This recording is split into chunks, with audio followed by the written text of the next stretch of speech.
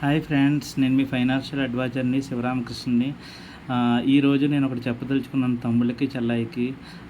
తమ్ముళ్ళు, చెల్లాయిలు, మీరు ఇప్పుడు వచ్చిన రిజల్ట్స్ని చూసి మాత్రం ఎటువంటి దారుణమైన నిర్ణయాలు తీసుకోవద్దు. ఎందుకంటే అమ్మ మనల్ని కనేటప్పుడు ఎంత కష్టపడుతుందో మీకు తెలిసినట్టయితే, ఆ చనిపోయేట తర్వాత కూడా ఆమె దానికి రెట్టింపు చాలా బాధపడుతుందని మీరు తెలుసుకోవాలి. ఎందుకంటే మనల్ని ఎంతో కష్టపడి కని, పెంచి, చదివించి ఇంత ఇంత స్థితికి తీసుకొచ్చిన వాళ్ళు మనం చనిపోతే భరించగలరా చెప్పండి? చదువు రాలేదని చనిపోవడం ఏంటి చెప్పండి?